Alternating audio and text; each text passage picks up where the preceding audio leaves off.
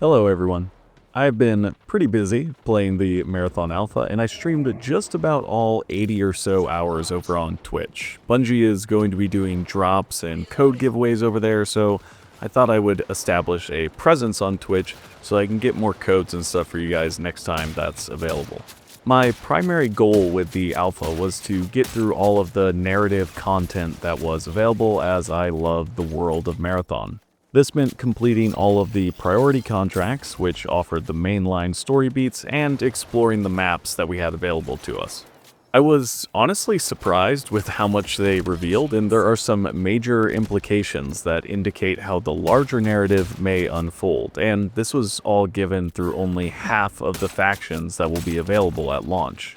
After I had gotten through everything available, I did a story review stream where I analyzed and explained the story that we got in the alpha. Now, this is obviously subject to change, but I feel like these story beats are going to stay the same and are more so a small taste of what the beginning of the story will be at launch. I really enjoyed how the mystery of the colony is being set up, and also how Nucaloric and Traxus are being depicted. We also get quite a few subtle callbacks to ARG events and dive deeper into the anomaly and the contagion that impacted the colony. This video is an edited version of that story review stream. It is very long-winded, and I go through everything in pretty thorough detail with my own theories and observations attached to each event. I wanted to put this out there for those who want a thorough examination of everything, but I recognize that it may not be everyone's cup of tea. After the end of the alpha, I will start working on putting together a shorter video that condenses the information we received into a more digestible format. Until then, feel free to watch this behemoth of a video, or check out my VOD channel if you want to see any of the full versions of the streams or some highlights. The link to my Twitch channel will also be included in the description, and without further ado, here is the entirety of the story of the Marathon Alpha. The way we're going to structure this is we're going to use Carnamir's Lore Archive. If Michael could put the link into to Carnamir's Lore Archive at some point, just so everybody has a the source information if they want to go read it for themselves. Carnamir, I've been talking to him behind the scenes and giving him some clips from this so he can make sure everything is super accurate, and he's done an amazing job of keeping everything up to date. Thank you, Michael, for pinning that. Keeping all the new story stuff and all the narrative stuff that we're getting up to date on Carnamir's Lore Archive. I absolutely recommend it. It has all of the ARG stuff, all of the archive stuff from the original games, and the ARG from this year as well. So very Ace is for good to know, Ace. Very good resource. Okay, so what we're going to do is we're going to jump over to Carnamir's website.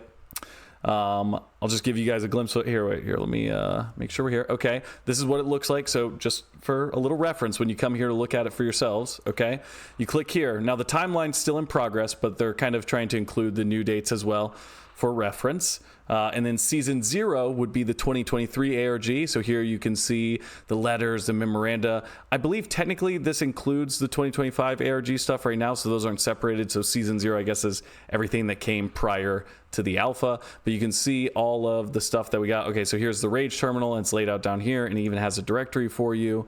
All of the letters that we got from the 2023 one, the memoranda talking about Project Goliath to send the equanimity to take back Tau Ceti. All that stuff is included in here. And then in the season 1 section is where you get to read through all of the priority contract stuff that we got inside of the alpha. Okay, so what I've done is I've gone through these, highlighted a few sections. We're going to talk pretty generally about what we're feeling, prior to start, and then go through basically those priority contracts, and I'm going to give a little bit of my thoughts on that. That way it's summarized all in one place. Obviously, I've been in a unique situation where I'm able to play this game, no lifestyle, and put a bunch of hours in, but I'm sure it's reasonable that a lot of you guys have missed portions or chunks or not seen little bits, although I know some of you are up to date and probably even finished the priority contracts before I did. Okay, but hopefully this can be like I said, a nice cohesive little let's see everything that we got. Okay, so before we jump into it, the stuff that we got just prior to the alpha was the launch trailer. We got the the announcement date launch trailer where we saw Glitch dying, it seems, in Dire Mars. And then we got us to the gameplay trailer and the gameplay overview trailer, which is all shots from Dire Marsh, and then obviously the excellent cinematic Alberto Mialgo put together, and the people at Bungie and a bunch of Illusorium, a bunch of people worked on that. And that gave us kind of some greater background contextual stuff that we will touch on as we go through these story beats in here. But I'm not going to go back through and explain, the ARGs and all of that stuff right now. So it's going to be focused on this. If I reference to it, I will provide an explanation. And then obviously as we go, I'm going to get on little rants and I'll go a little wild and start yapping like crazy for a little bit. But all of you guys have been watching along and playing and have your own thoughts. So please put them in the chat. I will try to read them as we go. And if I get a section where I'm, on a roll and I'm really TED talking something, we'll come back at the end of that given section and we'll kind of review any thoughts, questions, different ideas that people have had. And then that way, between all of our minds, I think collectively we can put a pretty nice bow on a lot of these concepts. Seb, thank you so much. Glad you're here.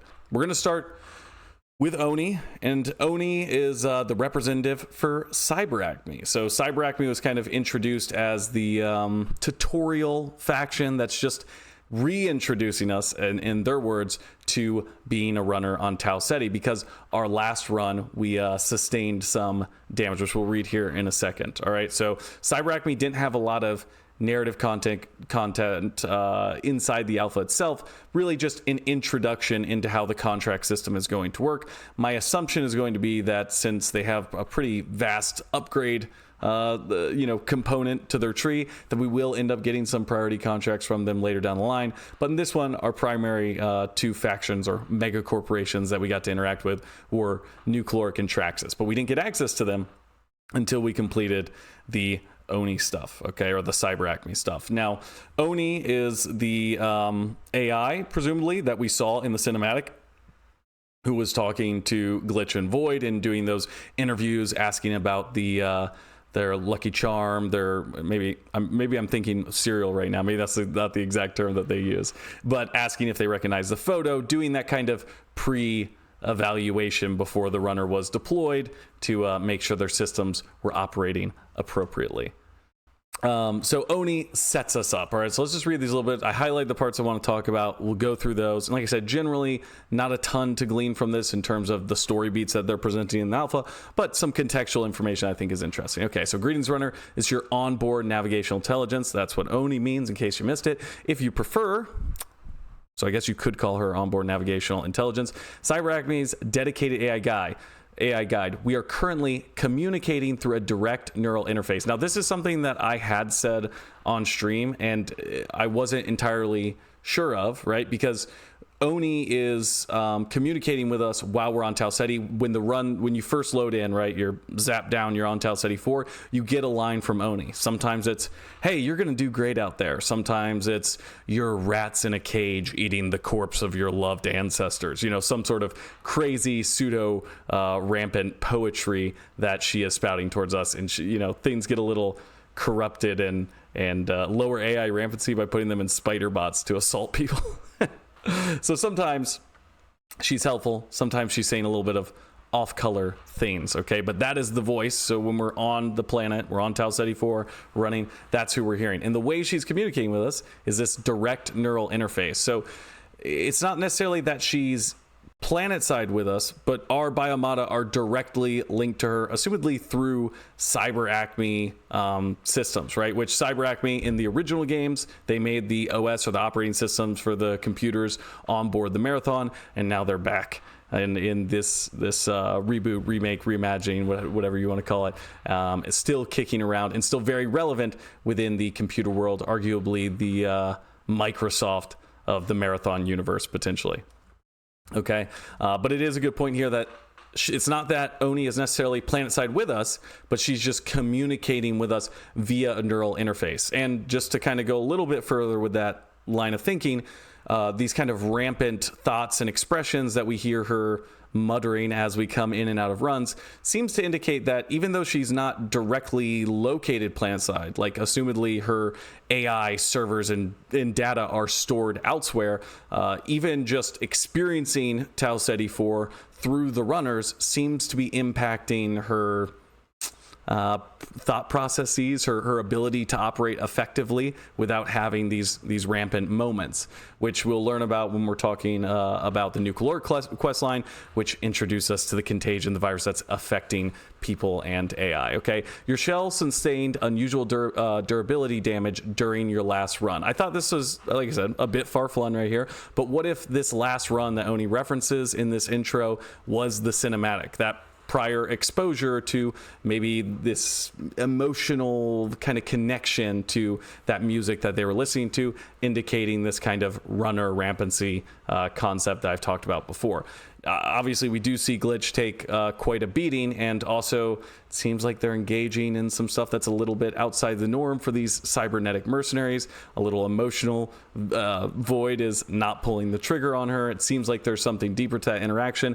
It could be that was potentially the last run that she did, and then Glitch had to get, I don't know, repaired, or maybe something more happened to that we have not seen yet.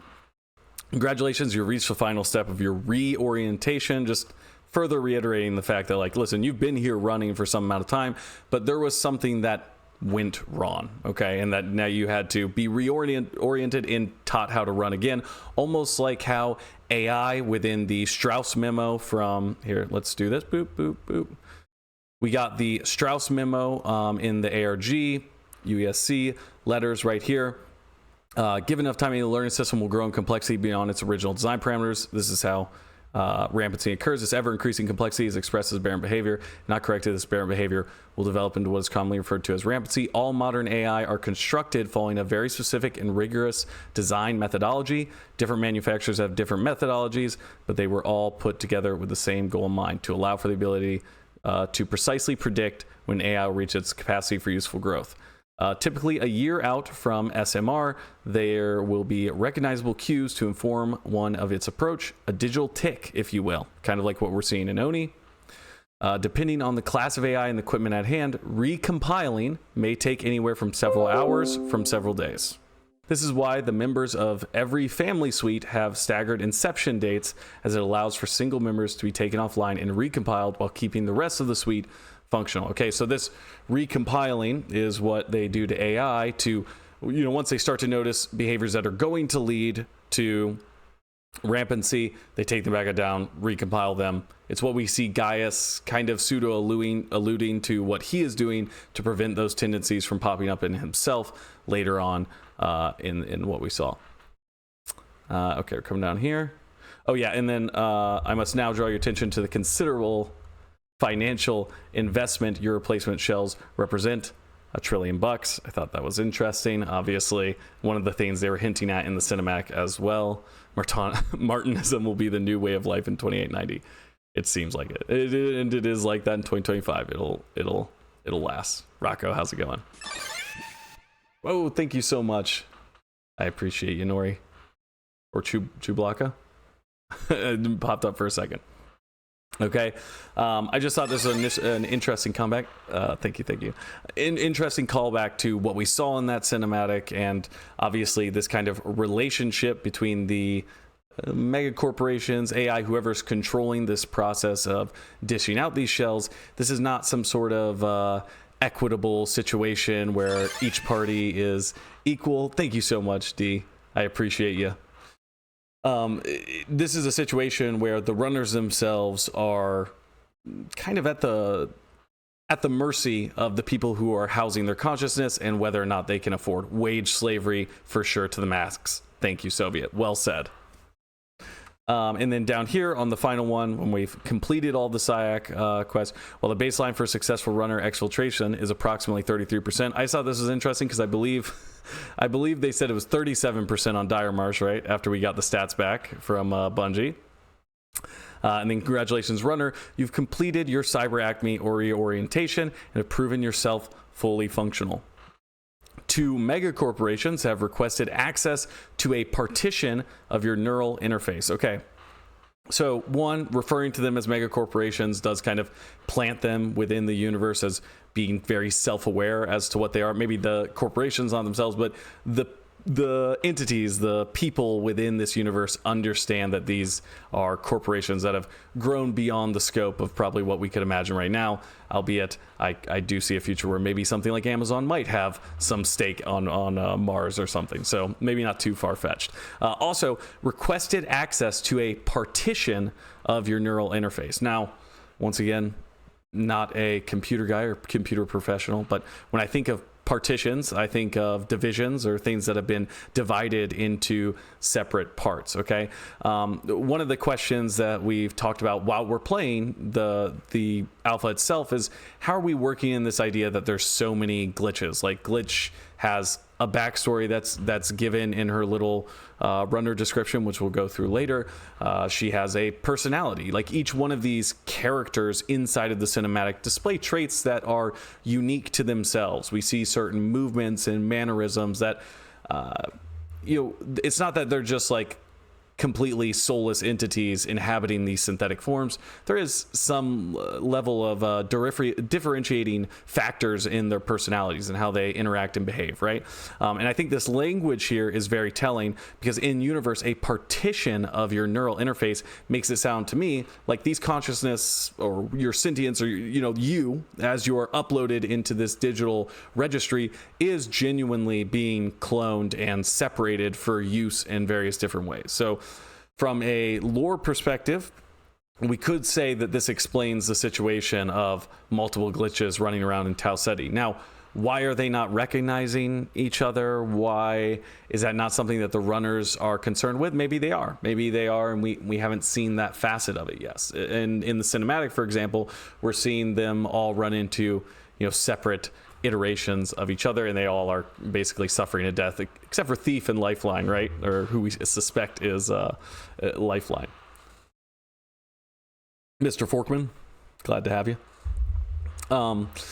But this would make sense if this consciousness of one individual is being separated and sold out to multiple companies. Now, the bigger question becomes, who's getting the money? We're doing this for credits. We're doing this. We're mercenaries, right? But are each one of these partitioned, neural interfaces, are those each individuals with their own separate bank accounts? Or is it going to some sort of root consciousness that all of these are, reset back from, or some sort of base consciousness that isn't being injected into a shell? Is there a person somewhere else? It doesn't seem that way, right? But that kind of once again opens up this larger question about runners and runners' place inside of the world of Marathon. It doesn't really seem like they have a personhood, and that's almost a facade for these AI entities to conduct their operations. Okay, and then this final line I just think is ominous in tone and also referential back to their original games. You can rely on CyberAcme to be there wherever your journey takes you, which I think is interesting, because wherever your journey takes you, obviously we're seeing this CyberAcme symbols all throughout the original games on all these terminals all over the place, traveling across the solar system. So I think it's relevant that CyberAcme is almost sounding self-aware of things that the company might not necessarily be self-aware of. Okay, moving on, we're going to look at, I believe, Traxus next. Yes, okay. So the first mega corporation, we're going to go through their priority contracts, as we got the majority of narrative stuff. Obviously, there's some in-game stuff that we'll talk about in this, and then when we go over to the game side, I'll load into those maps and try to run over to those areas. Maybe it takes a time or two if we get smacked by a good team, just so we can get a visual on those and kind of talk about what we're seeing there. All right, but for Traxus, we meet the Traxus agent Vulcan. Now, if you followed the 2023 ARG, this is going to be familiar to you, as Vulcan is an AI that is introduced there in the Traxus Board of Directors chat room. So in the 2023 ARG, people hacked into the Traxus website and were able to gain access to this secret boardroom that had the Traxus board of directors and Vulcan. So that was their CEO, all their heads that were on the website, big executive level megacorp people, and Vulcan, the assistant AI, who was providing like reports to them and resetting the server every day and doing stuff like that, right? So Vulcan is someone that we're familiar with in the sense that we saw them being utilized as a tool, but we didn't really get any personality, or there was no conversation from Vulcan within that chat room. And in that chat log, in those chat logs, which took place In 2888, we saw that the board of directors were basically pivoting as a company. Traxus was pivoting as a company to take on the UESC and Tau Ceti. We had some ideas about why that was, which were later confirmed through the 2025 ARG and the stuff that we saw here, that Traxus felt like they had a right to the Marathon project, and the colony on Tau Ceti 4 because of all the work they did to make the mission successful. Integrating with MIDA is maybe something that we couldn't say for certain yet, but basically helping to draw an end to the conflict on Mars in the lead up to the launch of the Marathon itself, in addition to literally building the ship structures, and we learned much more, right, that Traxus was kind of involved with, introducing the Traxus off-world orbiters to replace the Christ Soul orbiters. Now, step back here. Some people want me to say CRIST because the acronym is CRIST, but I don't know. I just I read it as Christ, and I think they're kind of bringing resources to Mars like a Christ-like figure. I think that may have been the intention, so I'm going to say Christ. But the Traxus off-world orbiters solved the resource issue on Mars in the 25th century, thus calming the waters for MIDA, while, like I said, simultaneously be involved with the Marathon project itself. So Traxus, in that board of directors chat room, Traxus is saying like, hey, we have a right to the Marathon and the colony on Tau Ceti. We should go out there on behalf of our financial future, that would be most financially beneficial to us if we as a company were responsible or had a large stake to a new frontier, an entire planet of financial opportunities, basically, which is incredibly dystopian. We're talking to Vulcan now, with this representative for Traxus, and we're going to learn what they had us doing. Noodlehead, I appreciate you. Okay, so let's start with this. Attention all runners, Traxus Off-World Industries is currently seeking candidates for resource extraction on Tau Ceti 4. Nathan, I appreciate it. Okay.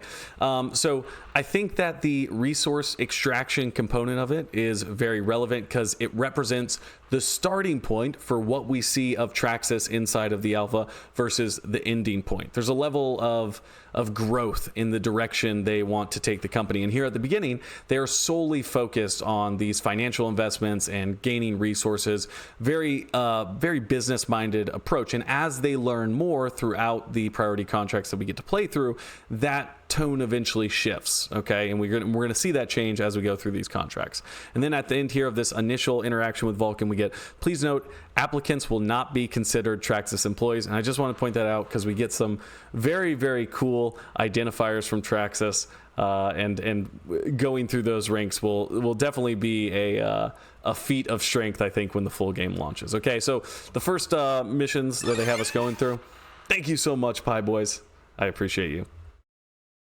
Taxes car. Okay, we're called Cutthroat Competition.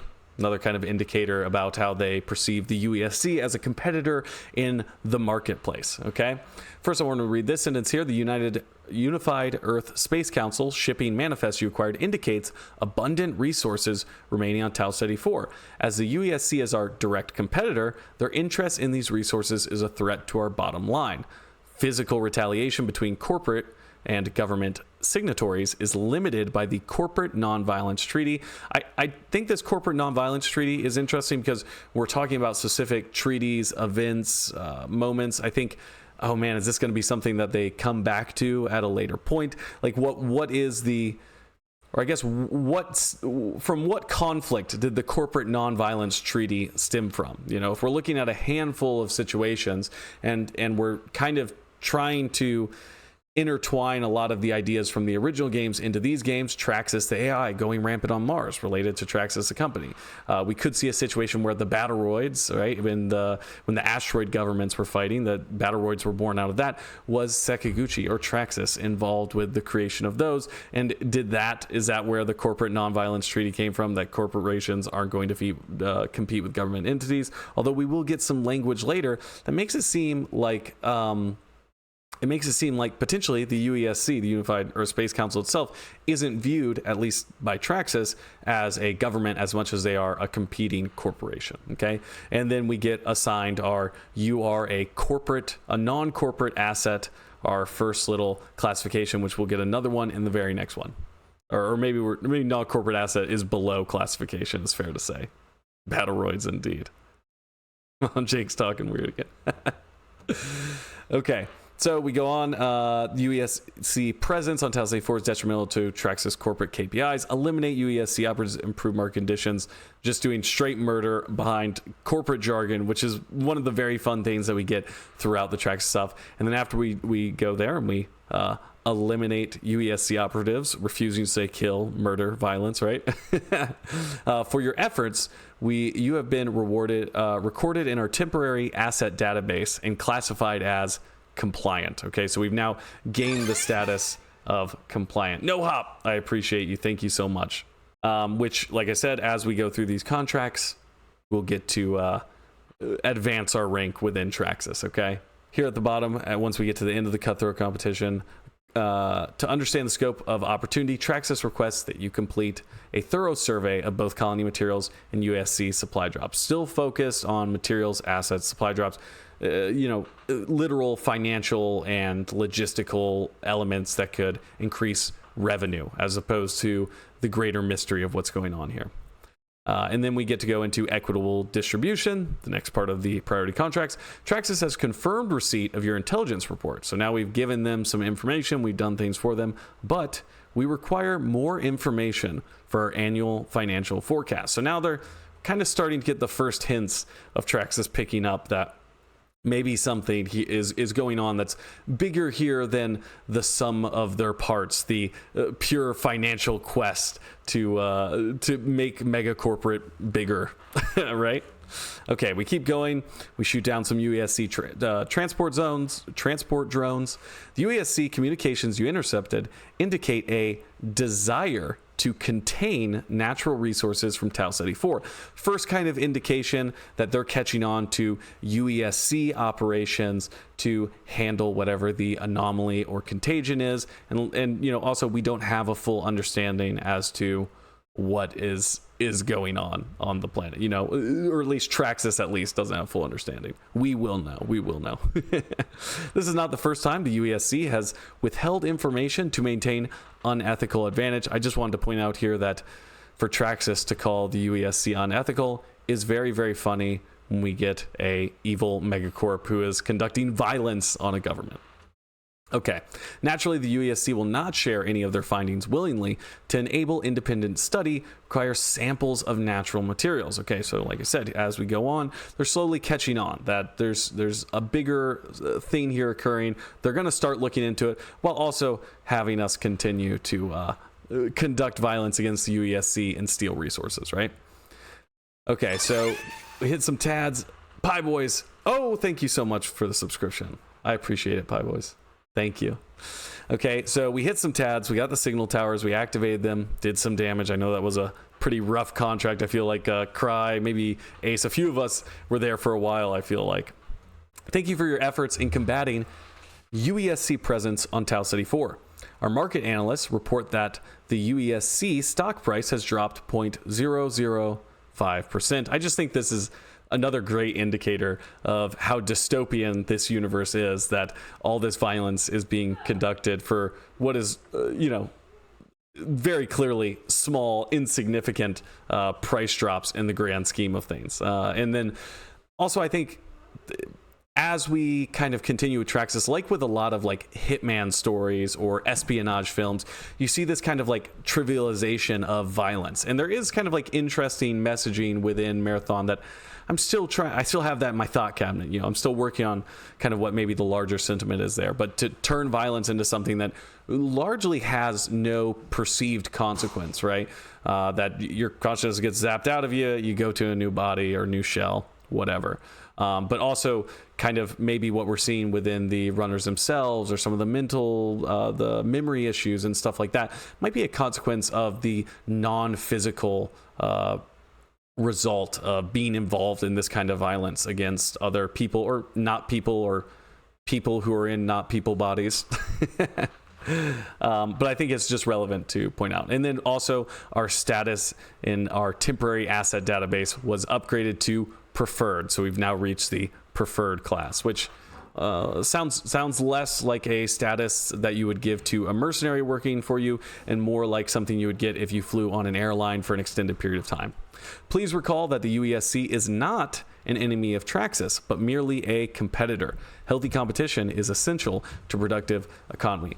Just more language that I wanted to point out, that Traxus really sees themselves to be on the same exact level as the UESC, and my assumption would be that the citizenry of Sol probably not feel the same way. I would imagine, right, that people on Mars, MITA members, standard human lives being had on Earth, would probably look at a corporation like Traxus and not put them on the same level or having the same goals in mind as a spacefaring government. This game has no story. Yes, and that's how we'll end the video with that cry. Love Hitman espionage stuff. I know, right? A lot of this is setting up for some great stuff in that realm.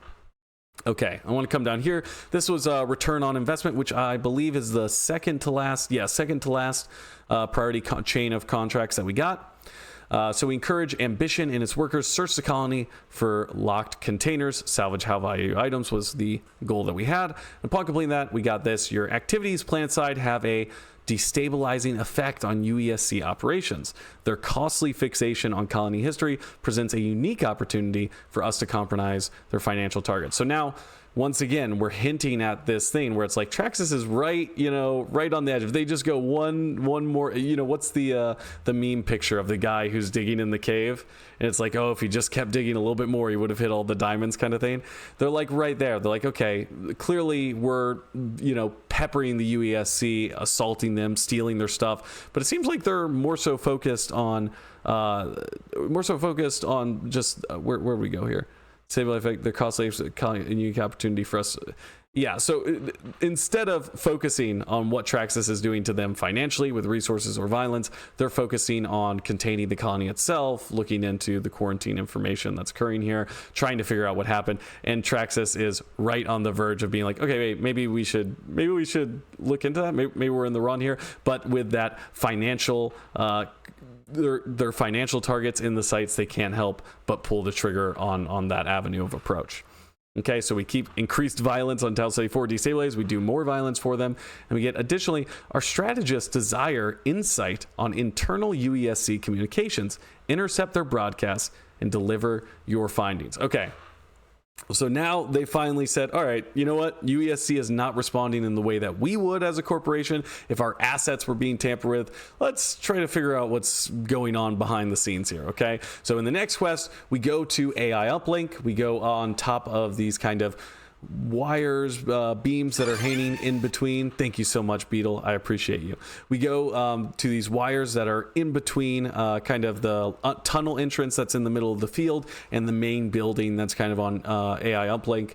And we're up there and we capture a signal. A UESC operative had sent a signal back to their command, and we get this line: corporate vultures sending runners to poke around in the colony's guts.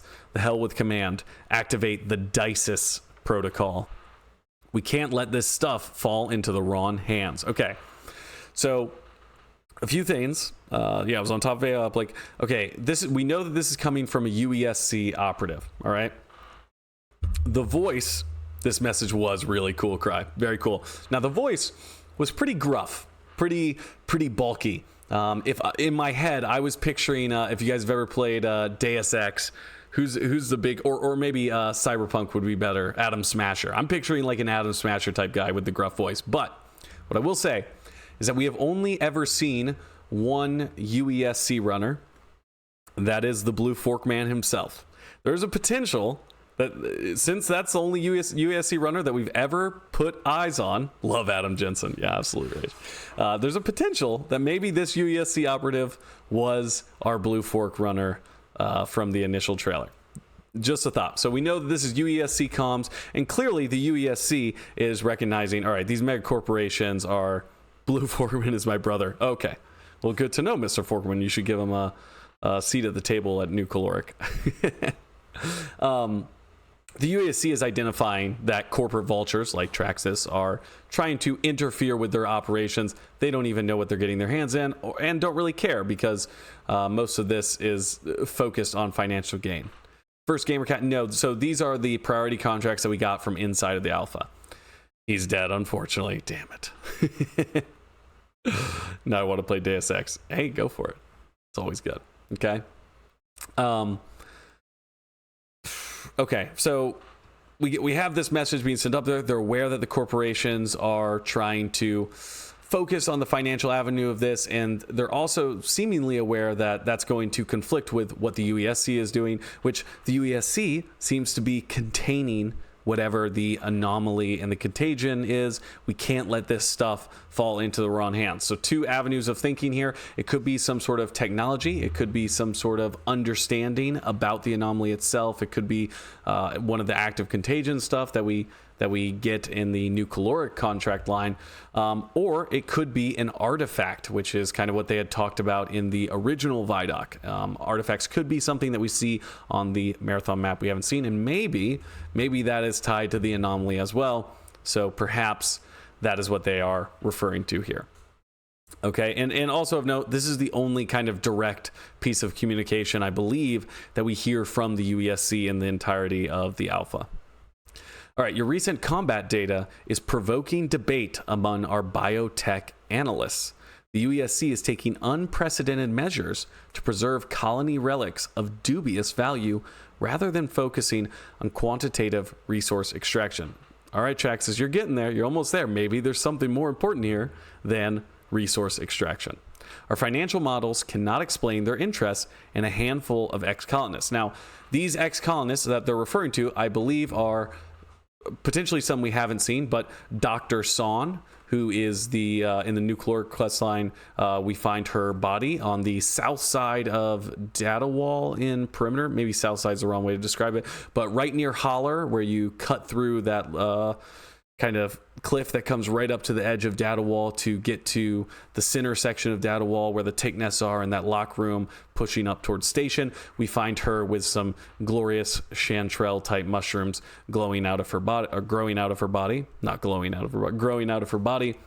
And then also, I believe the other ex-colonists they could be referring to would be the colonists that we find next to the anomaly in Dire Marsh, who has the blue tentacles coming out of his head, very similar kind of to what we see in the cinematic trailer when the colonist's head explodes and blooms, I think is some language that Bife used, blooms into a beautiful purple mess. Okay, so I believe these are the colonists that they're referring to, and I believe that there's probably going to be more once obviously we get additional stuff in the full release or maybe even the beta. Okay.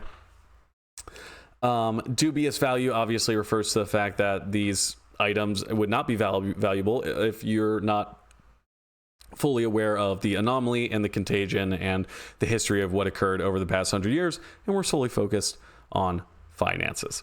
All right, so we start to get the materials for Traxus because they're going to start looking into it. The materials you recovered have inspired a pivot to our corporate objectives. Traxus has a vested interest in obtaining more colony relics and ensuring that the UESC does not. Okay, so now they're beginning to recognize the value of these assets, potentially behind the scenes in the board of directors chat room. That's probably occurring while we're doing these runs. They're having conversations about potential alien involvement, what the anomaly could be doing, the temporal, shenanigans that are being had next to this weird anomalous structure and the contagion itself on Tau Ceti. Thank you so much, Zen. I appreciate you. Okay. Also down here, it ends with violence is clearly your core competency. We invite you to view this assignment as a growth opportunity for further refining your specialization. And I just thought this was good to point out that in the original games, as you go through, you're playing as the security officer, potentially a Mjolnir cyborg, right? And you're being led through by various AI, eventually mostly by Durandal. In Durandal, something that the rampant AI Durandal comments on throughout the games is how you're just good for killing stuff. You're violent. Go do what you do best. Go in there and kill everybody. And kind of pseudo joking about the fact that you're being controlled by the game itself. There's a bit of a fourth wall kind of situation here, where the player is literally doing what they're told, and also the character themselves, are doing the bidding of an AI. They have no control, they have no autonomy, and that's kind of something they dive into in Marathon Infinity in some ways, where it's like, the player themselves, through this fourth wall perspective, is kind of like Durandal, because they're confined by the system they've been given, which was Marathon the game. They couldn't play Marathon outside of the game itself. You're trapped to do the levels in the way that they want you to do them, until someone comes along and makes ALF 1, and you can do it however you want, right? And you must escape that to become God and play the new Marathon. But I just think this is a very cool little throwback to a lot of that kind of sentiment that Durandal put towards the player character in the original games. So it's very, very security officer oriented here, and I like that. And then also, right after doing this, they tell us the USC has been overstepping their bounds, disrupt their operations through violent escalation. We do the more violence for them, and we get upgraded to the privileged temporary asset classification, which I love. Okay, your work has revealed discrepancies between UESC's internal and external communications. Traxus believes the UESC is misleading investors in order to conceal an asset of greater value. Okay, so this kind of touches on two things here that I want to point out. One, it's funny that Traxus is, pointing out the discrepancies between UESC's internal and external communications, when Traxus themselves were internally communicating about things in the 2023 RG, like the Traxus mining collapse, which was externally being presented a very different way by Sakaguchi. And then also, the UESC is misleading investors to conceal an asset of great value. The idea, maybe Vulcan is just referring to investors as anybody who has a stake in the UESC succeeding. Am I an investor in the United States on the basis that I pay taxes and that I am a citizen here? Perhaps that could be the language, or perhaps the structure of the government themselves. Perhaps the structure of the government itself in this world is much more corporatized in a way that is very unsettling to think about. Okay, and then what was feared in the UESC emails? Okay, so this I just wanted to refer to here. I'll click over here just so you guys can see this. This is from Okay, so in the UESC stuff from the 2023 RG, we got these emails going back and forth between two higher level people inside the UESC about Project Goliath. And here, I'll just read this first little section. I'm worried that the entire project is backsliding. He's talking about Project Goliath, the UESC's mission to get the ship, the Equanimity, to Tau Ceti 4 to figure out what happened to the colony there. It may look like we are making progress, seeing as how we are now on Draft H. They're referring to the memoranda here that states the goals for Project Goliath in kind of a military format, but there are at least two more drafts being crafted in tandem, both by traditionally hardline conservative constituencies, I might add. I've caught wind of multiple conversations outside official channels that suggest that there is going to be a push to include ships that are scheduled to be mothballed post-launch date.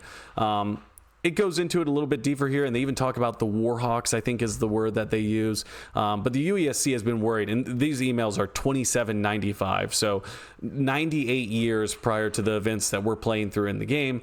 The UESC is talking about how it seems a little to me like maybe this whole mission is being latched onto by outside interests and corporations, and obviously that is coming to fruition as we see in the Traxus priority contracts. Initially, Traxus went to Tau Ceti to reclaim the colony and its resources to be a competition wherever the UESC is. Yes, Arwen, exactly. Yeah. So they knew, everybody knew, right? Everyone knew Traxus or the UESC is making a push. They're going to do Project Goliath to get to Tau Ceti, and now we're all going to go. So yeah, Traxus is here. And we talked about a little bit earlier that Traxus feels like they have a right to a lot of the resources here on the basis that they put a lot of work into the initial kind of push to get the Marathon mission out the door by resolving conflicts on Mars and building the ship itself. A says, when you talk about communication, are the AI talking to investors on Earth and then replying to Tau Ceti, or are there time gaps between runs? I believe that this communication is happening in real time, and I believe that the AI are communicating with people in Seoul. that could technically be incorrect, but we're gonna go over something a little bit later on. I believe I think it's in the end of the Traxus priority contracts that indicates to me that our communication systems might be much more advanced than what you would think if you were going off the basis that in the G4 sunbathing level of Marathon 1, it's going to take 90 something years for the message that we send from the Marathon to get back to Earth. I believe that these things are happening in real time to the season itself. Obviously, there's a lot of questions about time and the nature of time in Marathon right now that we will get into at the end of everything, but yes, I believe they're happening in real time, and I don't think there's big time gaps between runs. No. Okay, and then it ends with, be advised, by receiving this message, you have entered into a legally binding non-disclosure agreement with Traxus Off-World Industry. This is the exact language that Bungie utilized on me when I got to do the playtest a little bit early. Any breach in confidentiality will result in consequences with the Asset Compliance Department, and I just think this is more very cool company professional jargon for Hit Squad. The Asset Compliance Department, they're gonna make you comply, right? If you're a runner who decides to break bad, okay? Which might be why White Rabbit isn't around right now. Maybe White Rabbit is on the run and the Asset Compliance Department of Traxus is after them. I do think it could be, just as a little bit of a side note, what if other runners later on, you can't do certain contracts with them equipped because the companies won't work with them? It would be interesting to see if White Rabbit was in a situation like that with Traxus. First Gamercat, so are all these different factions companies sending ships to Tau Ceti, or are the matter transfers able to go all the way there? I just think it's kind of funny how this is just able to happen when the UESC is like a government figure, right? Yeah, okay, so we don't know for certain, but the 2023 ARG indicates that there are multiple ships traveling there. The Mida zine also kind of ends with kind of stating that, there's going to be multiple paths out to Tau Ceti. My thought process is that there are multiple ships who took stuff there, that each major company and corporation that we are interacting with does have some sort of physical presence in Tau Ceti, but some of that could be walked back or incorrect if we learn stuff later on currently. And are the matter transfers able to go all the way there? Like I said, we're going to get into that here in a minute. There's going to be something I want to talk about later on. I believe that it's in the I believe that it's inside of the priority contracts for Traxus, but it might be Nucaloric, but we'll see. Raisin, thank you so much. I appreciate it. Stranded rogue runners planet side that are disconnected from the corpo service. That would be excellent, Arwen. And I just think it's kind of funny how this is able to happen when the UESC is like a government figure. Yes, but the UESC as a government figure was destabilized by how much they relied on mega corporations to conduct the Marathon mission themselves. They're running on CyberAcme computer systems, Traxus ships themselves, and Nucaloric infrastructure and agricultural resources. So yes, they're powerful, but Traxus even says very bluntly in the 2023 ARG that they feel like they are just as strong and capable as the UESC. So there's no illusion in the minds of the mega corporations that the true power lies with whoever has, the most successful maybe corporate pull or in the marketplace, right? The marketplace is the key for them. Okay, coming down here, we get to unsanctioned hostilities, which is the final section of priority contracts that we get. So we'll start with this. The UESC is hiding a major discovery on Tau Ceti 4. Now Traxus has entirely caught on to, hey, okay, there's something deeper here than a bunch of resources on a lost human colony that we sent out, hundreds of years ago, right? Requisition colony relics from UESC secured stockpiles they're going to figure out, okay? Our corporate biotech analysts have reviewed your findings. Also, I just before we keep going, biotech analysts has been referenced twice now. They talked about biotech, and I think that it's very relevant, right, that we're talking about biotech, this biology and this technology thing, because what we learn about the virus later on in the Nucaloric priority contracts does indicate that this is something that affects both biological things and synthetic or technology itself. Okay, have reviewed your findings. Interestingly, they've identified a significant delta between the visible age of the samples and their spectral carbon dating results. In other words, the tests indicate the samples are older than they appear. And we will learn inside of the, or actually we'll learn later on in this contract that the anomaly is creating some temporal shenanigans within it. Okay, so we're time itself is being distorted in ways that are very non-linear and confusing, and the items that they're pulling off Tau Ceti itself is, they're not making sense. The carbon dating, what they're doing here is not tied to the actual date that these things or how old these items should be. Okay, Traxus requires material samples for further testing, so we do that. We get them the samples. Received your material samples. Our analysts are greatly interested in the possibility of temporal distortion on Tau Ceti 4. We've identified Dire Marsh as a key area for the procurement of Class C anomalous materials. Please collect Class C anomalous materials.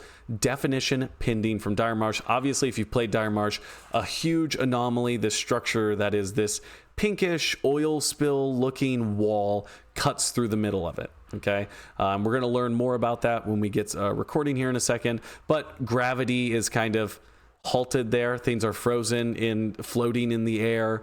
It's opaque, you can't really see to it. It makes these very strange noises, and when you get close to it, your runner HUD even starts to kind of distort, so you're hearing these weird noises and you're getting these weird visual aberrations.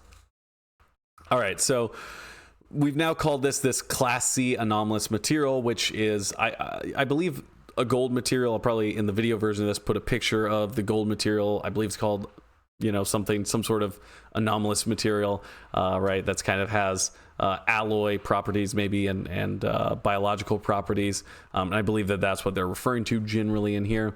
So we're then asked to go get more of the materials, and we have to go test out 3 locations next to the anomaly on Dire Marsh. And that's when we get the next recording, which is very, very good, from a colonist who was unfortunate enough to seem to have the task to go check out this anomaly, right? All right, so we walk over and he's floating next to the wall. Later when we're going through the gameplay side of things, we'll point that out. But he's floating next to the anomaly wall, and his head has these blue tentacles coming out of it, and he seems to have been caught in whatever this place was. Begin recording. Time is 0500. I've reached the anomaly site. Engaged. Temporal abnormalities persist. Begin recording. Abort mission. 0500. Time is 0500. Restrict all contact with the anomaly. I've reached the anomaly site. I repeat, abort! Temporal abnormalities persist. Abort!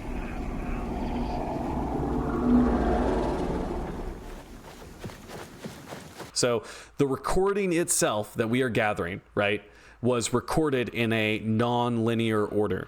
That there's something literal and physical occurring here that is distorting the reality of time in such a way that it can even be monitored, recorded, and tracked by an outside party.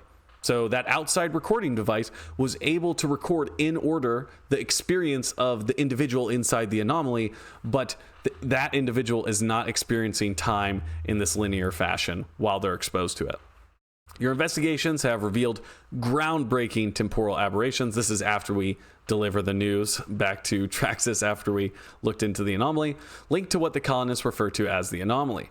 Due to the significance of your findings, this contract has been upgraded to restriction level Umbra. And just for reference, the Umbra, it's Latin for shadow, is the innermost and darkest part of a shadow where the light source is completely blocked by the occluding body. An observer within the Umbra, thank you, Jaws, I appreciate you.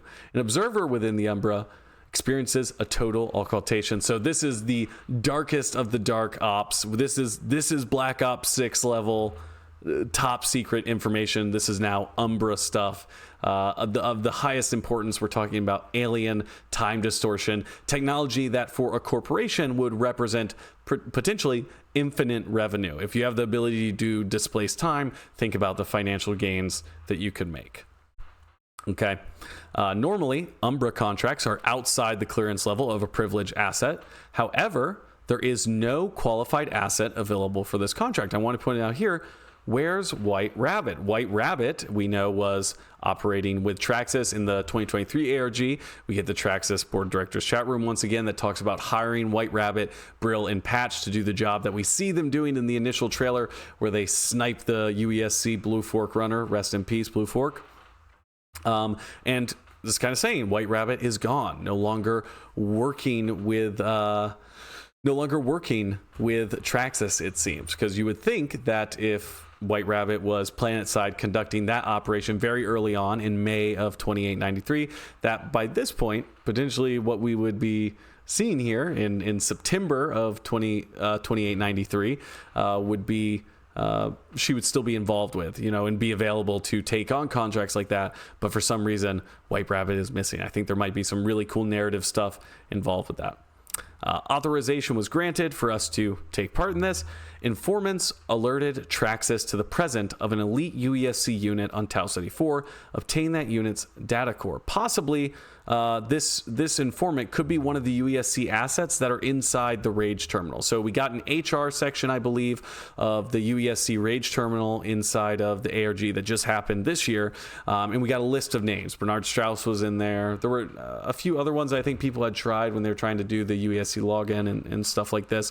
But just for future reference, whoever this insider, this informant is that Traxus had, is somebody who's most likely internal to the UESC, and since we already have a list of names of people in the UESC, I'm willing to bet it's going to be one of them. So when we're kind of looking at stuff later on and we get to beta and stuff like this and the release of the game, we'll keep our eye on that list of names.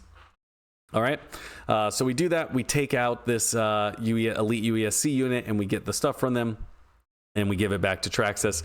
We have received the UESC data core. Due to the sensitive nature of your findings, your contract has been flagged and is currently being reevaluated. Q number 90,892, which I guess could be a long time or a very short time. I don't know how many orders are, or how many numbers in this queue are knocked off by these powerful megacorp AIs, but you would think that maybe this is indicating that's going to be a little bit amount of time. I would assume that by September 23rd will be number one in the queue. That is my guess, right, by the release date.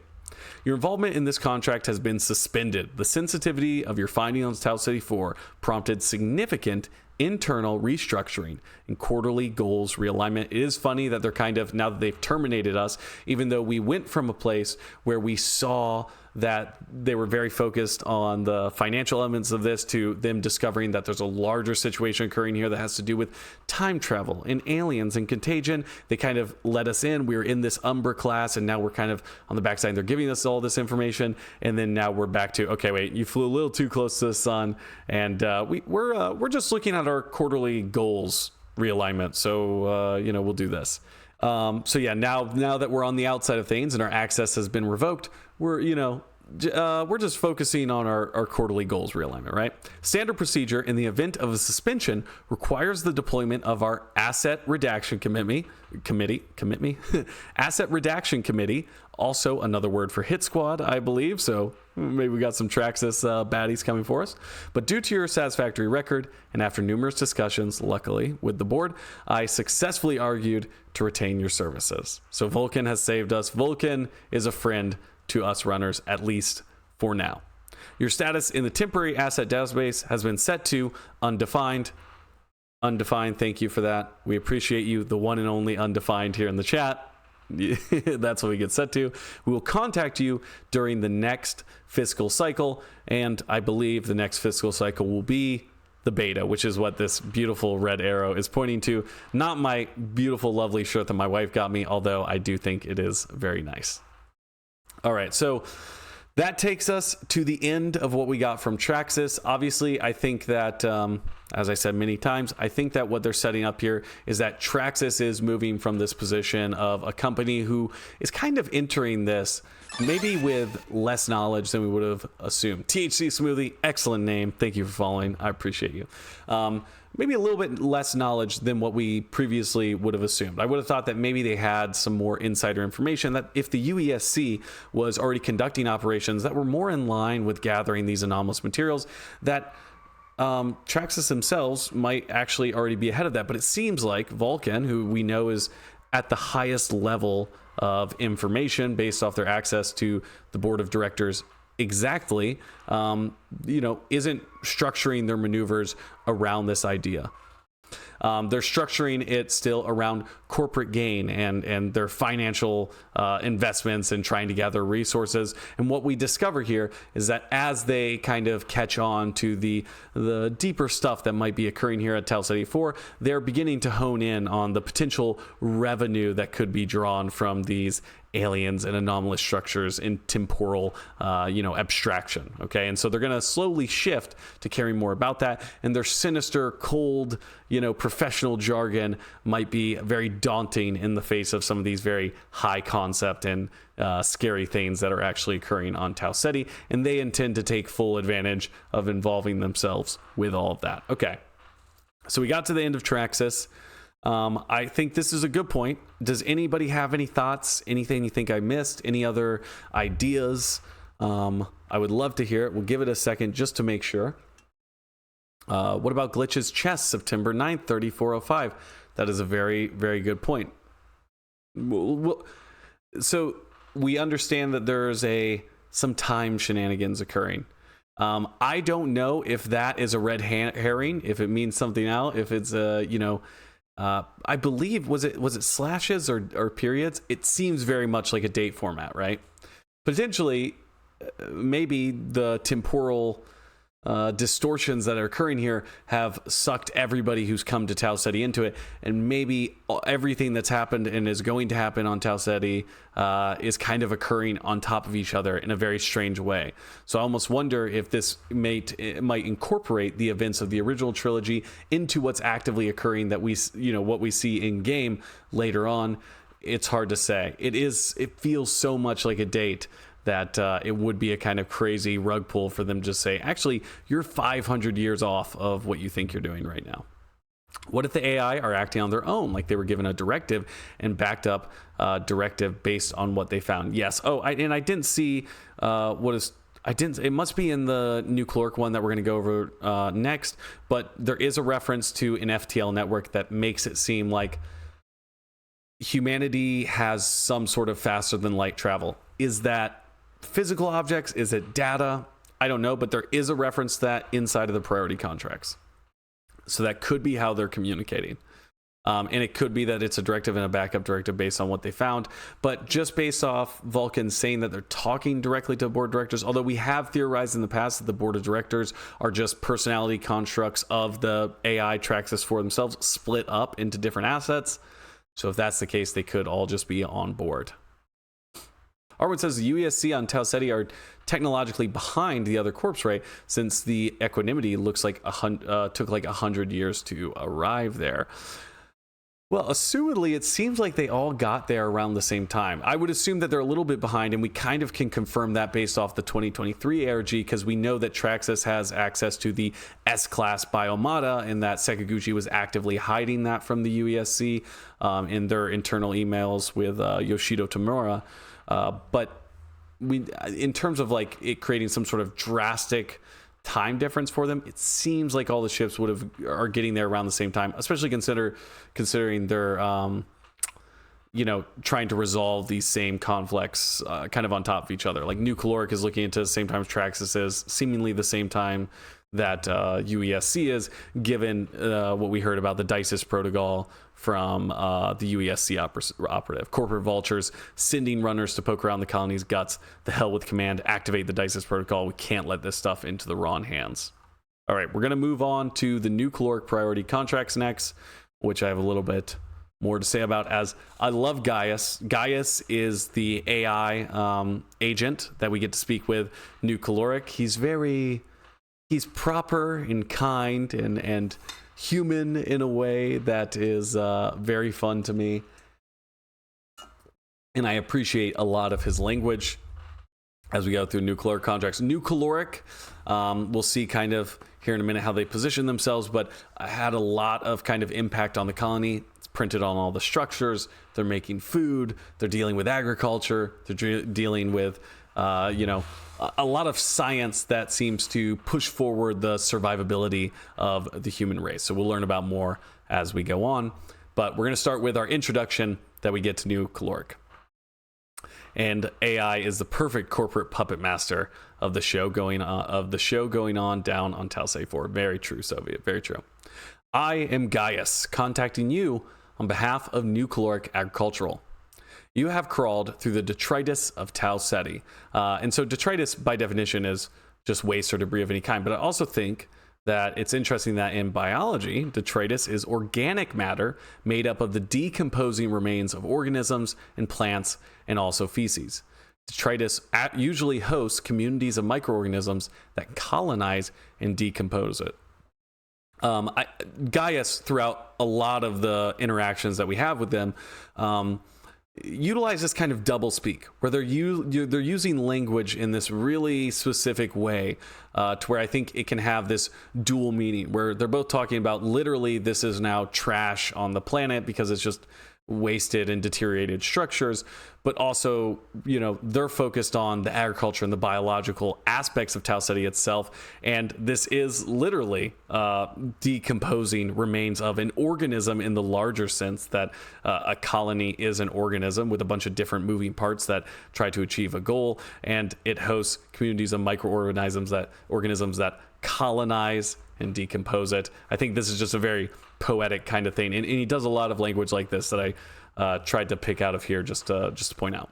What did you see stamped on buildings, furnishing, and food? Nucaloric product numbers. We had a major stake in the original colony mission, and we must know why it failed. Okay, so where Traxus's goal is to create financial prosperity for their company and their investors, and the UESC's goal is to continue to have authority over a governmental authority over humanity all throughout the known universe. Nucaloric's goal is to find out why the colony failed, and we'll find out later on to basically increase the survivability of humanity. The colony's economic loss is mundane, opposite sentiment to Traxus. The setback to human survival, I just want to say good guy Gaius here to point out how good of a dude he is. The setback to human survival is profound.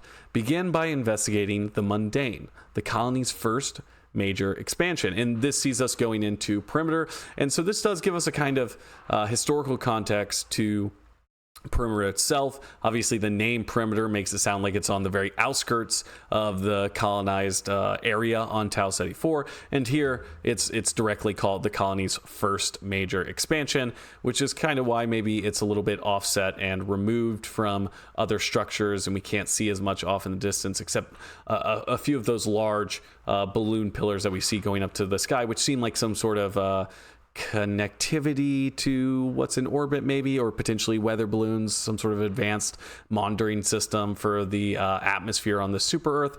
But we don't see a lot of clearly identified structures, whereas on Mars it does kind of feel like, you look over into the marsh plains where there's the water over towards field maintenance, and you see these round kind of halo rain style structures. It seems like there is more close by to Mars as opposed to Perimeter, which does truly seem to be on the outskirts of what is occurring. Ace Traveler says that sounds like a mushroom. Oh, it all comes back to the mushrooms, right? It all comes back to the mushrooms. All right. The first set of contracts we get, it's called for a better tomorrow. All right, building a better tomorrow is impossible without understanding yesterday's failures, and this is where we get our first log from Dr. Son. Dr. Son, principal geologist. We found water pockets, loose sediment, and that ghoulish radiation, but the admins still want to expand. Why brain scientists if you don't listen to us? Okay, so assumedly, she's talking about Perimeter's location itself. Like, hey, we're trying to expand. This is our first kind of major expansion of the colony. We're going out farther where we haven't been. And Dr. Son is saying here, I'm a principal geologist, and we have some insane radiation readings. Like, there's something here already on Tau Ceti. Now, going back, and we've talked about it many times, one of the big things from Marathon 1 is that there was a secret message written on one of the maps that said the Yara were at Tau Ceti. Potentially there is some sort of alien sentience, life, or technology that was here prior to human arrival. And Dr. Son pointing out here that during this expansion, they were running into this radiation, but kind of being told, hey, that doesn't matter, we're going to keep pushing. that could indicate that what we're seeing with the anomaly, and what we're seeing with the contagion and the virus and all this stuff is not necessarily tied to a force-fit biological weapon or anything to do with the invasion at all. Potentially, this is something else. And I would also like to point out that what we're hearing from Dr. Son, unlike what we're hearing from the UESC operative who we got from AI Uplink in the Traxus contracts, that's occurring like much closer to, that's a runner, right? That's closer to runner operations time. But what Dr. Son is experiencing, this seems like it was much closer to the beginning of the foundation of the colony. So maybe in the 2790s or the late 2780s, where they're doing their first expansion, they're looking into what they're going to do with this colony. Like, obviously, I don't feel like you would be doing an expansion after the events that we see play out in 2794 or in 2800, where it seems like the colony's falling and dealing with anomalies and all this craziness. Even the colonist that we saw who was next to the anomaly, seems like what we're being told is that that's going to occur after the 2820s date that we get in the cinematic, when we see the anomaly appearing by the colonists who didn't seem to be aware of what it was, and you would think that he would be if that's something that had been occurring. All right. So the expansion efforts most likely occurred prior to the 2794 attack. Mr. Swag Boss, thank you so much for subscribing. I appreciate you. Thank you. The colonists knew they did not have the resources to sustain rapid expansion, yet they still made the attempt.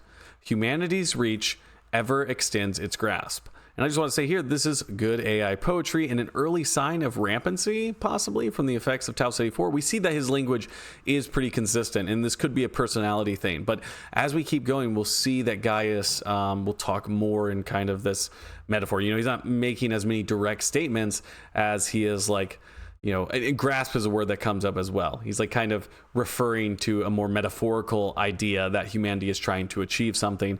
And that language might be consistent with rampancy, because he's kind of adopting more abstract thoughts and metaphor, where he even points out earlier, right, that AI, or maybe it comes just a little bit after this actually, but eventually it's pointed out, like, that's the point, is that AI and humans are not competitors. Like, an AI does not need the resources that a human does, so that's why they're sent there to be analytical. They're not here to look at the subjective things, they look at the quantitative aspect of things, and yet he is kind of engaging in this metaphorical discussion to explain what's occurring. Okay, our best agricultural experts went with them. Here they're talking about when the marathon left Seoul, our best agricultural experts went with them. I need any botany data they left behind. Another way that Nucaloric contributed to the success of the marathon mission. Maraham, I appreciate you so much. Thank you. Contributed to the success of the marathon mission itself. And then we get down here. Scientists who land on Tau Ceti 4 gone. They want us to go get their knowledge from the botany reports. On Earth, mutations become noticeable over decades and centuries. So now we've got the botany reports from Tau Ceti 4. If the botany report is accurate, Tau Ceti flora mutates within months. The implications for sustainable agriculture are unnerving. Okay, so obviously it would be very difficult if your job is to grow crops and sustain a food source for the colony if the crops themselves are genetically engineered and having to survive on these conditions so that they are edible by humans on a planet that is not Earth. If every few months there is a new virus or organism that is competing for the same resources that the flora need to survive. The famine of the 2160s was a watershed moment for humanity and Nucaloric. Stark reality set in. We avoided extinction by conquering the inefficiencies that caused mass starvation. Here we see Gaius talking about how impactful historically Nucaloric has been. The implication. Yes, Rage. So they've clearly been around. They're setting them up very similar to how they set up Sakaguchi and Traxus in the 2023 ARG as something that was kind of instilled into the fabric of the lot of events that we haven't really gotten a full picture of, okay? But I also think it's interesting to point out that Gaius is saying here that Nucaloric conquered mass starvation prior to the resource issues on Mars in the 25th century. So is this a corporation kind of talking themselves up, or does this paint the the situation in the 25th century on Mars as way more devious than what it appeared at first. Because if Nucaloric truly in 2160s, right, like, hey, we have solved the issue of human starvation, we have a way to produce food and caloric energy for humans that will eradicate food insecurity for humanity, right? That is, let's think here, 250 years prior to Martians starving on Mars. In 2442,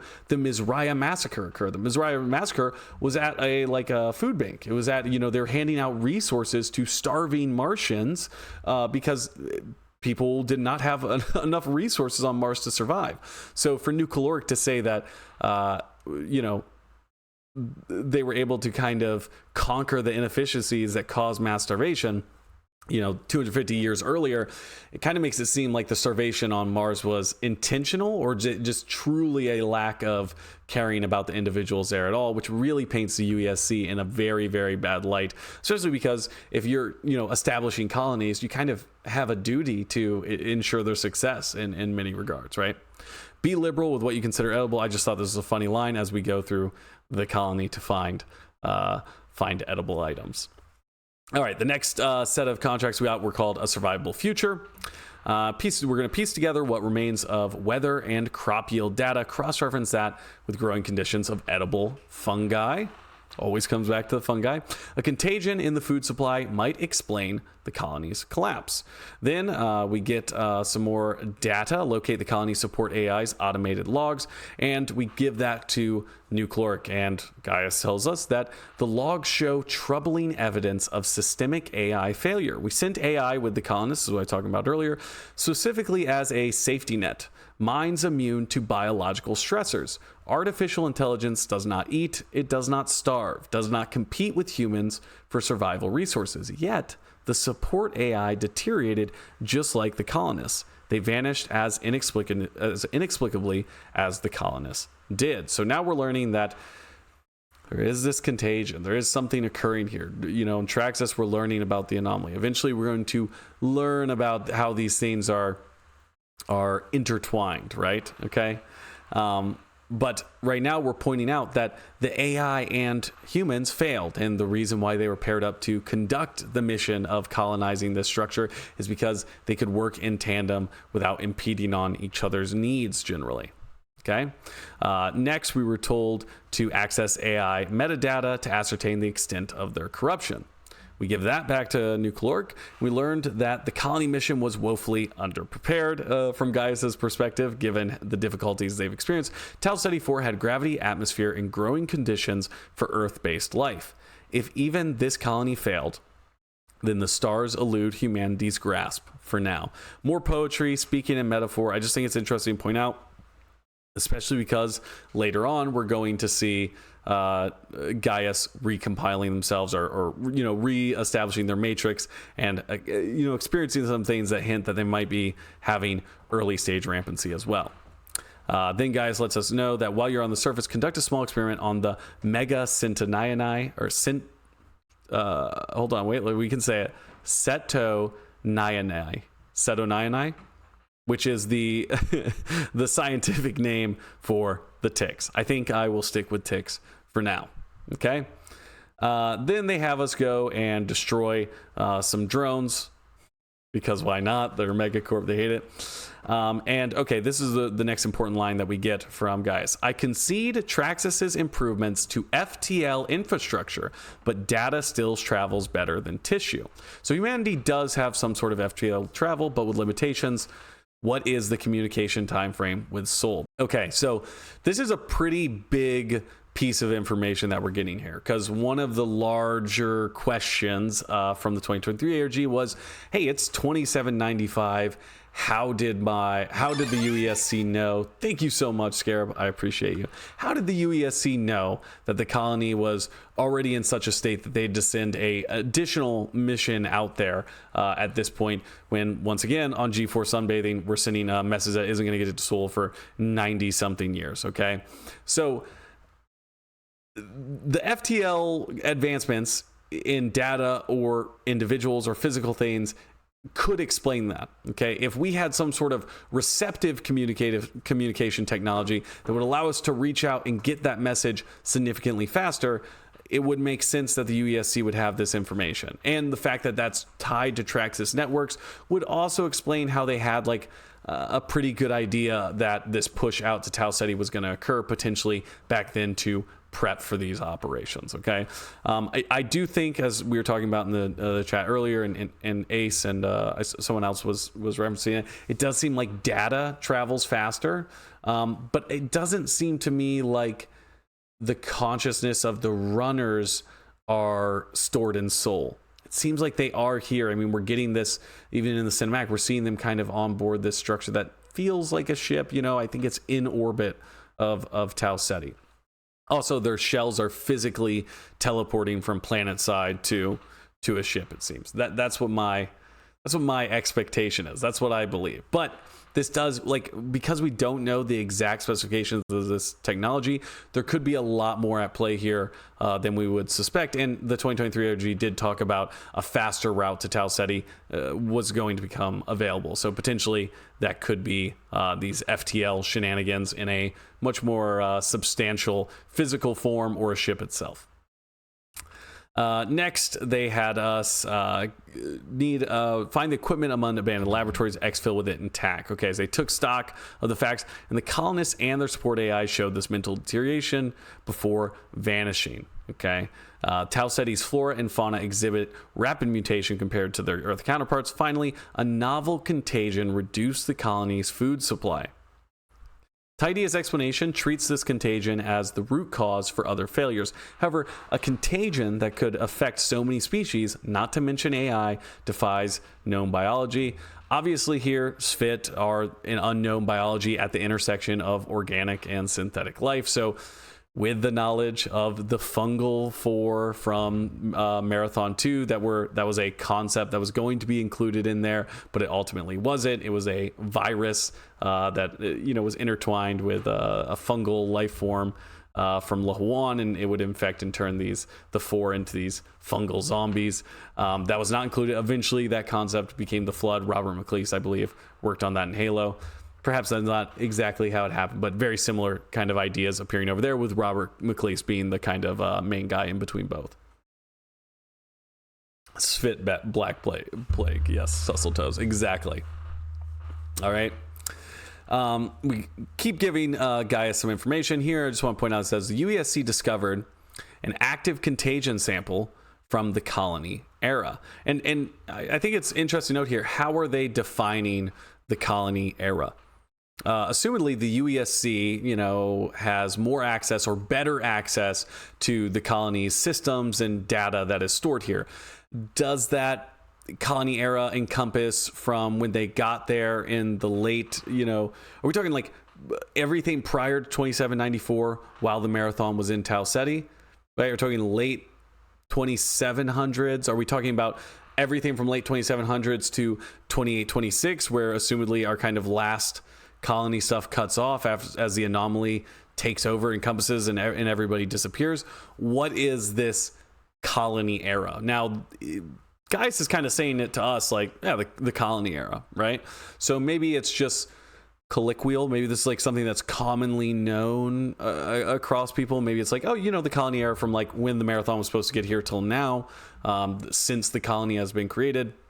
But an active contagion sample would be kind of relevant, to know the kind of exact time frame that we're working on. My assumption would be that we're looking at something past 2812 when we first see it appear and pop up in the cinematic trailer with the colonist who's throwing up.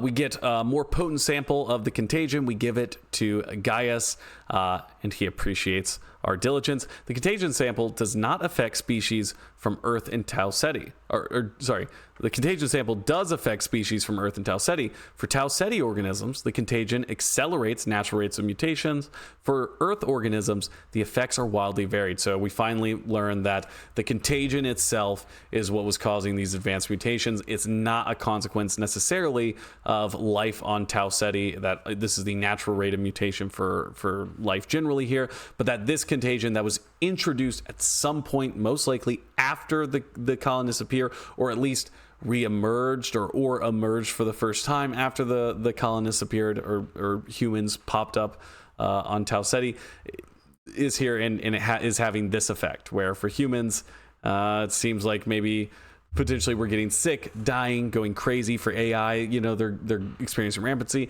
but for Tau Ceti organisms, it's increasing the rate of evolution. They're having more mutations, and ultimately that's creating a very difficult environment for humans to survive in.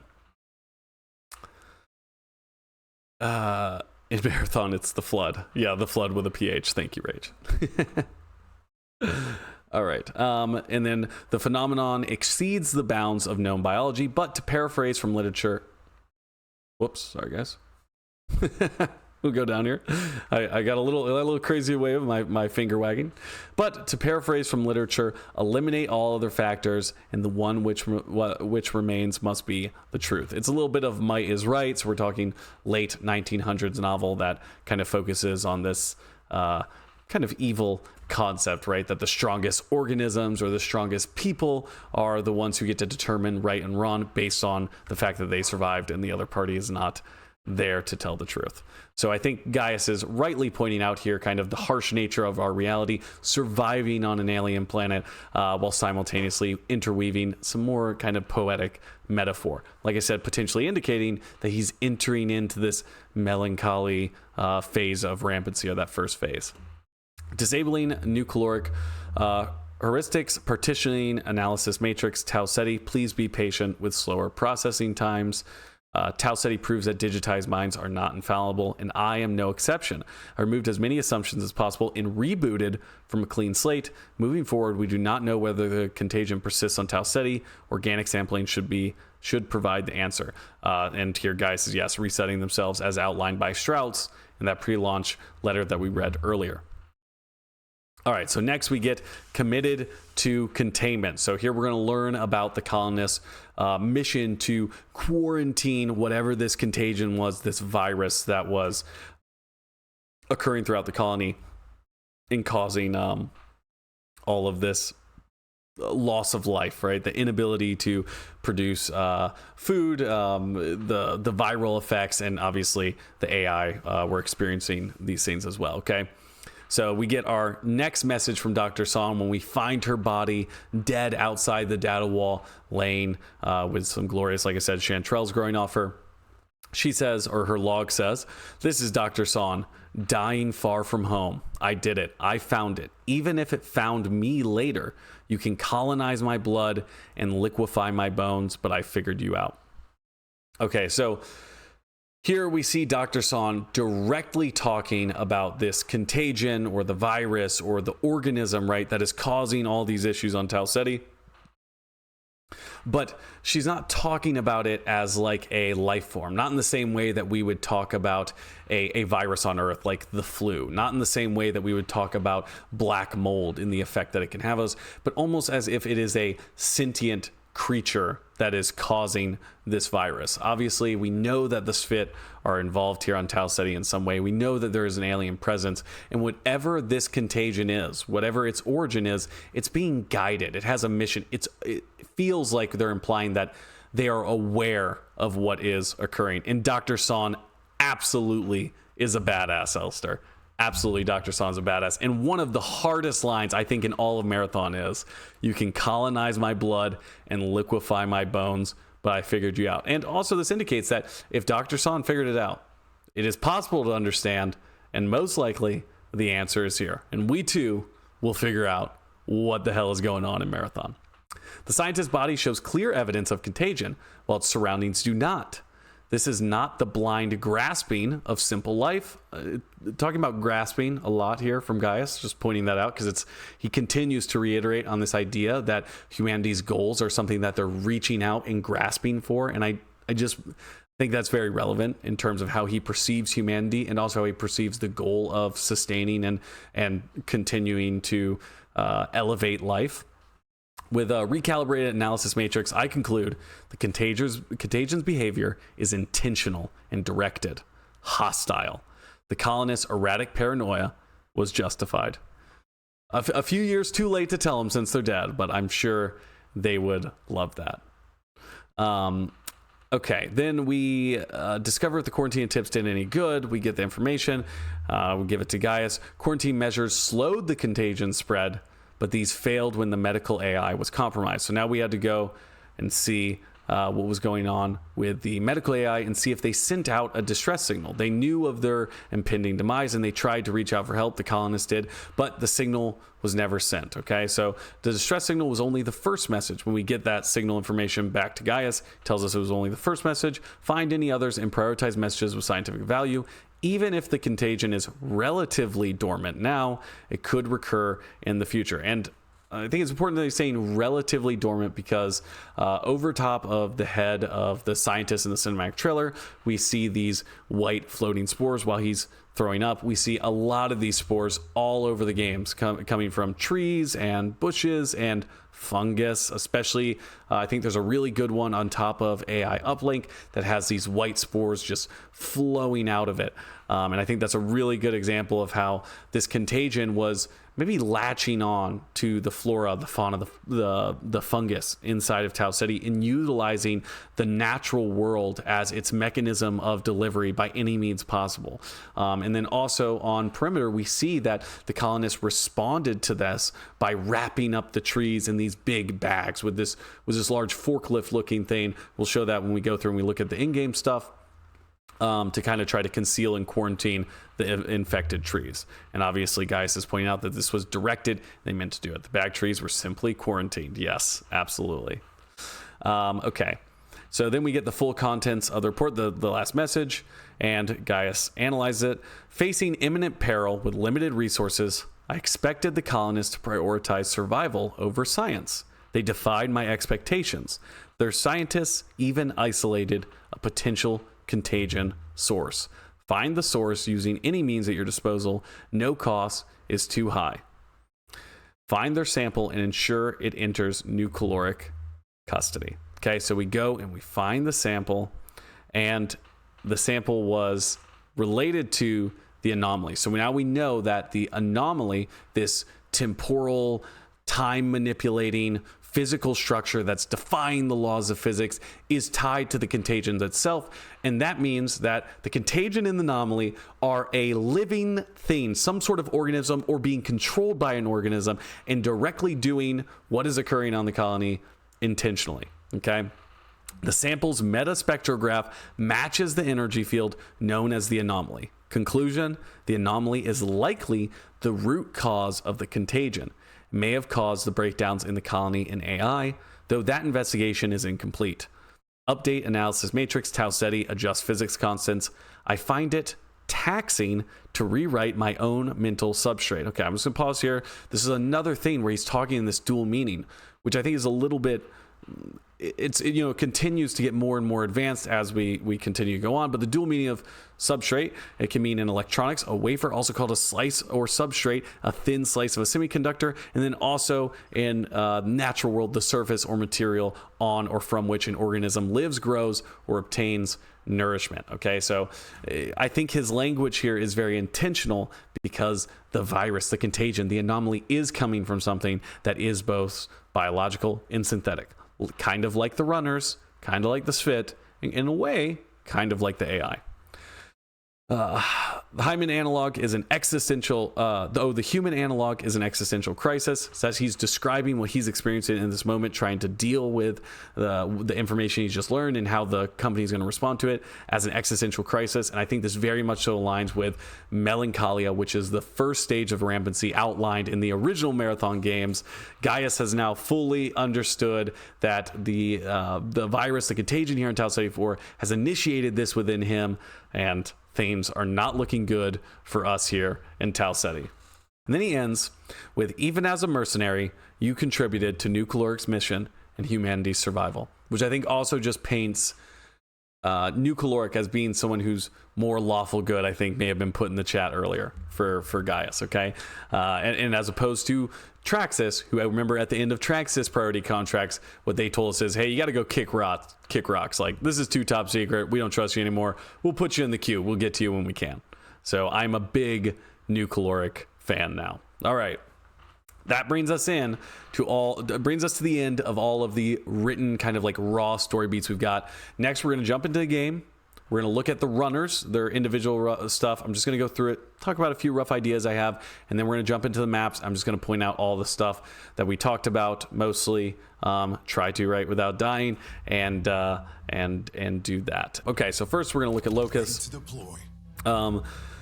One, very cool, obviously drawing back to the security officer look. We learned that he's a destroyer kit type, occupation freelance runner, origin ex-UESC special operations, role combat specialist. Okay, UESC special operations makes me think about the UESC special operations personnel that were on the Equanimity manifest for the ship. I do wonder if Locust is legitimately like a one-to-one with one of those, and that he very recently kind of traded over from working for the UASC to being an independent mercenary.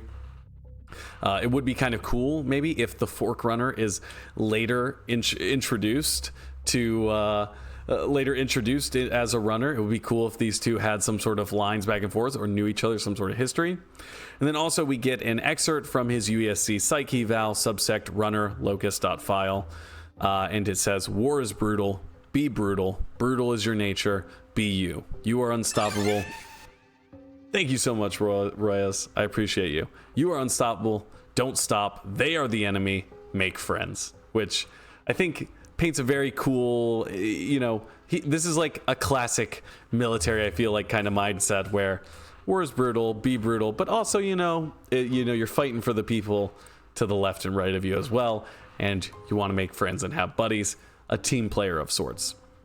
Glitch, we learned as a kit type disruptor, freelance runner, a Martian freedom fighter, assumedly a MITA member or MITA sympathizer, role combat anarchist, break the rhythm, change the chaos, own the cycle, replace the cage, amplify, antagonize, disrupt, destroy, survive, or die. Okay, I think it's cool that obviously she's using a lot of the same text elements that we saw across the Mitazine, where we're getting kind of these words squished into each other, these kind of very like short little bop, bop, bop, maybe this is a very bad way to describe, maybe I'm not articulating that properly, but very direct short statements that kind of have these direct meanings and also dual meanings, and the positioning of themselves are relevant. Okay, and I also think that the initial part kind of looks like the eat the path text from the original games, which you guys have never read.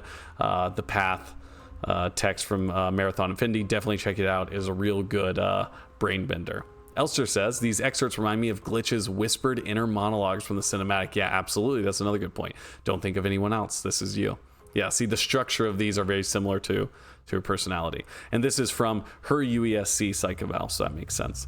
It almost makes you wonder, right? Because what we're seeing in the cinematic has UESC at the bottom, but it's kind of fair to assume that AI we were talking to in there was Oni, I think, at this point. I think that's a fair assumption to make, although I do think there's a possibility that it's potentially an iteration or a construct of Leela or some other entity, but that is a UESC psych eval. So why would the UESC be doing a psychological evaluation that Glitch would be consenting to if she's knowingly going to go do runs against them? I guess Nucaloric and these companies really are able to get rid of the potential legal factors associated with that. Okay, then we have Blackbird, scout kit type, a freelance runner. Origin is classified, role tactical strategist. And notice here that this is not coming from a UESC psych eval, but a UESC threat evaluation runner Blackbird file. Okay, run, see the pattern, run, become the pattern, run, die, repeat, run, deliver the signal, run, the pattern repeats. I think Blackbird obviously has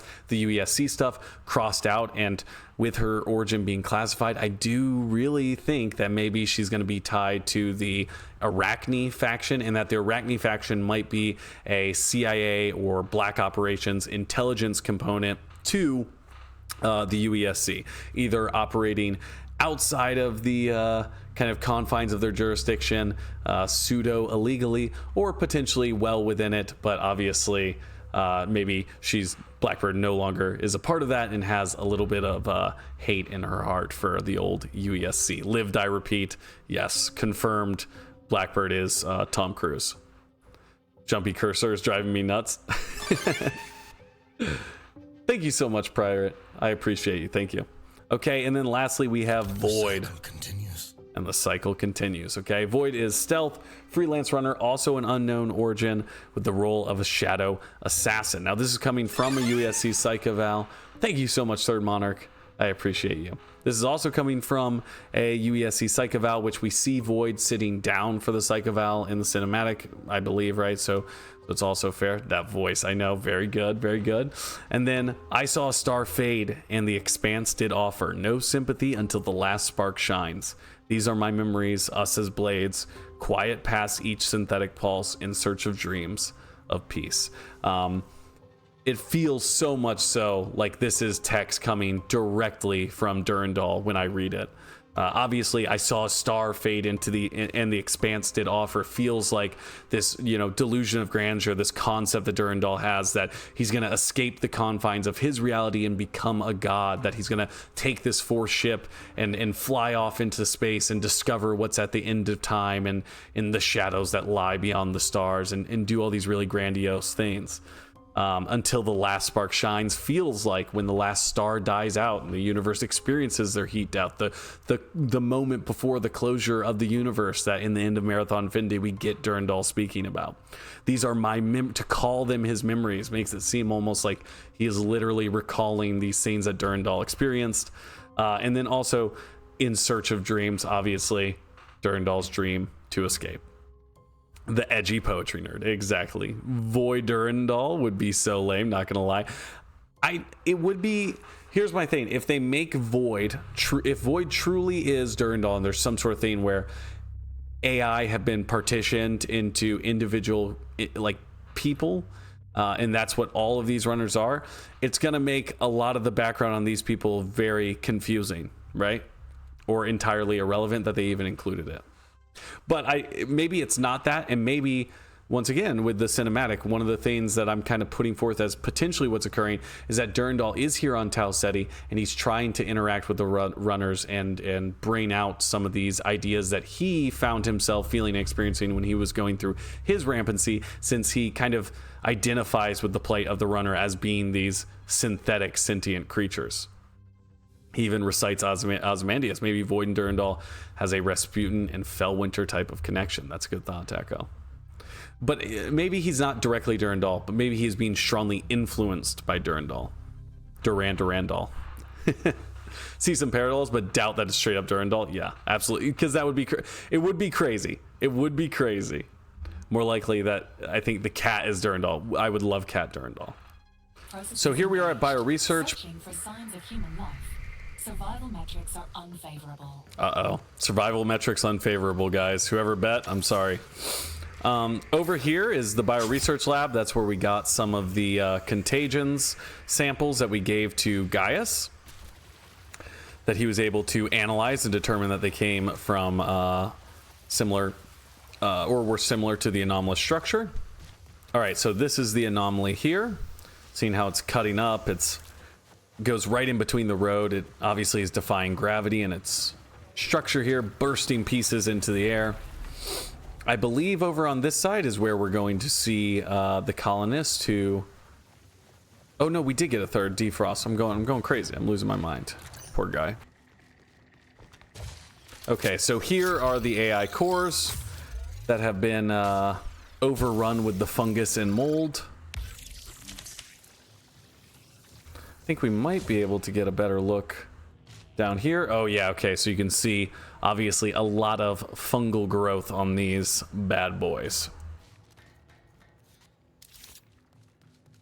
Okay, and we're gonna come out here over on this end. I have no idea if his bag's on a mace, but I'm just vibing out of control right now. Okay, so that's where all the fungus, the contagion, the natural floral growth is occurring. All right, and then up over here is where we got the Dices protocols. Whoa. Golly. Okay, so I believe it was right up here. It may have been this one right here, because there's this little tower here.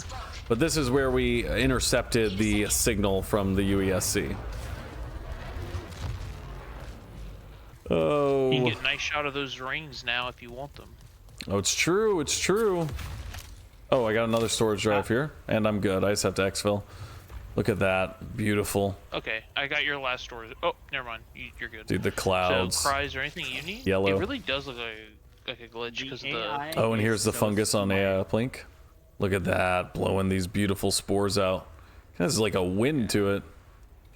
Is that a bot or a team? Oh, that's a bot. Right here, just on this side. I believe this is the south side of data wall. Is that fair to say? Yeah, south side of data wall. Right here we have Dr. Son's body. That's where we get the colonized by blood, liquefy my bones audio log from.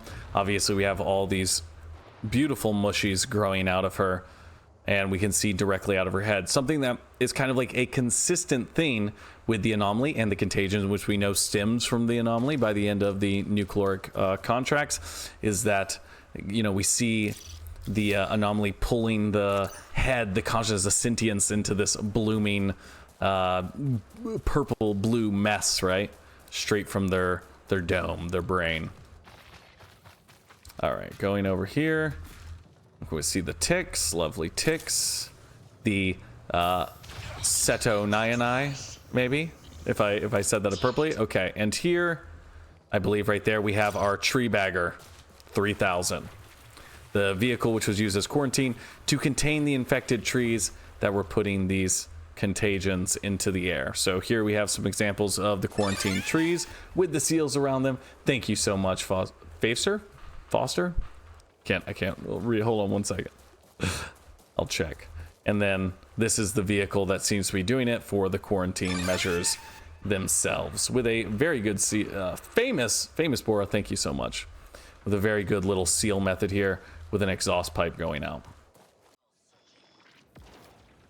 Alright, that just about does it. Hopefully we touched on everything that we learned in the alpha. I really do think this game has some incredible narrative potential, and that the direction they're heading in is very strong. I will have the condensed version of my story breakdown out within the next week or two, and hopefully that will be more digestible. Please consider checking out my Twitch channel or my second channel here on YouTube if you're interested in seeing more stream content. Alright everyone, bye.